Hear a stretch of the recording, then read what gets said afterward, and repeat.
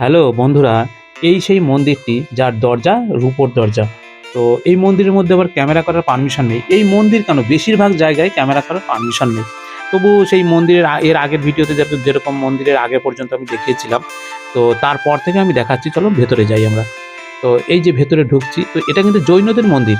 কারণ নবাবের কাছ থেকে যখন নিয়ে নেওয়া হয়েছিল, তখন জৈনরা কিন্তু নিজেদের ইচ্ছা মতনই তারা ব্যবহার করেছিল। এটা স্বাভাবিক কথা। তো এই হচ্ছে মেন গেট। তো মেন গেট বলতে এটা সামনাসামনি গেট আর কি, আমরা ঢুকেছি ওই গেট দিয়ে।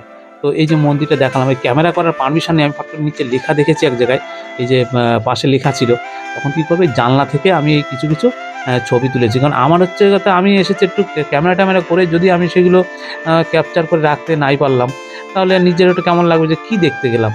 তো এই জন্য এই জিনিসগুলো কিন্তু ক্যামেরা করা বারণ, আমি লুকিয়ে লুকিয়ে করেছি। অনেকে তোমরা যারা আসবে তারা কিন্তু এটা বুঝবে যে এখানে ক্যামেরা প্রতিটা জিনিসই প্রায় ক্যামেরা করা বারণ আছে। তার মধ্যে দিয়ে লুকিয়ে চড়িয়ে আমি ক্যামেরাগুলো করেছি। এই যে যেই আমি গেটের সামনে গেছি, তো ক্যামেরা করা যাবে না। কী করবো, ভেতরে গেলাম, ক্যামেরাটা বন্ধ করে ক্যামেরা করে আবার বাইরে চলে এলাম। তো বাইরে এসে যে ক্যামেরা করছি ঘুরে ঘুরে, তো এই বন্ধুটা জিজ্ঞাসা করছে যে বাইরে থেকে কেন আমি সেই ভেতরের ছবি তুলতে পারছি না। কিন্তু এ বাইরে যে রোদ্দুর আছে আর ভেতরে কীভাবে বা তুলবে, কিন্তু সেই ছবিগুলো যে জুম করে নিয়ে গিয়ে তুলতে হয়, তো সেটা হয়তো ওর জানা ছিল না। তো যাই হোক, আমি বললাম এই যে ঘুরে ঘুরে মন্দিরটা দেখাচ্ছি, আমরা এবার মন্দিরের বাইরে যাব। কারণ বাইরের দৃশ্যটাও কিন্তু খুব সুন্দর, চলো একবার বাইরে গিয়ে দেখে আসি। তো আমরা বাইরে বেরিয়ে গেলাম। এই যে বন্ধুটা দেখো হনহন করে হাঁটছে কাঁধে ব্যাগ নিয়ে। তো যাই হোক, ও ছবি তুলবে আর কি। তো যে যার মতন, আমরা তো এসেছি একটু দেখতে দেখতে আনন্দ করতে। ফুলের বাগান দেখো, কি পরিমাণে ফুল এখানে, ডালিয়া। হ্যাঁ, এটা ডালিয়া ফুল। তবে কিন্তু এই নহবত খানার মধ্যে ডালিয়া, গোলাপ, আবার অনেক রকম অজানা কিছু ফুল আছে। সত্যি কথা, সাজানো গোছানো খুব সুন্দর। বেশ জায়গাটা ভালো, তবে সুন্দরই লাগে আমার কাছে। কিন্তু এই যে একটা সিন্দুক আছে, ওই সিন্দুকটা আমি পরে দেখাচ্ছি। তো এই যে কত সুন্দর সুন্দর ফুল দিয়ে সাজানো, তবে কিন্তু দৃষ্টি আকর্ষণ করার জন্য বেশ সুন্দর করেছে।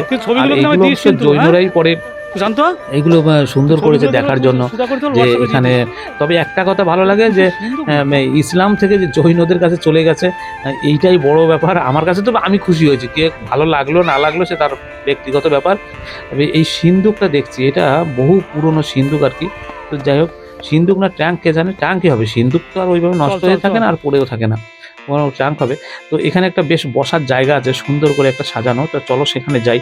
তবে এখন বসবো না, কারণ আমার ভিডিও যা আছে তার টাইমের মধ্যে তো আমার করতে হবে। তবে এর পরের ভিডিওতে আমি অবশ্যই দেখাবো। এটা সাবস্ক্রাইব করে চ্যানেলের সাথে জুড়ে থাকবে। তো পরের আমি অংশগুলো এক এক করে সবই দেখাবো।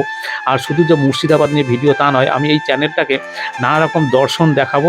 তো যাই হোক, আর কথা বাড়ালাম না। এর পরের ভিডিও আমি এখান থেকে শুরু করব, দেখতে থাকো।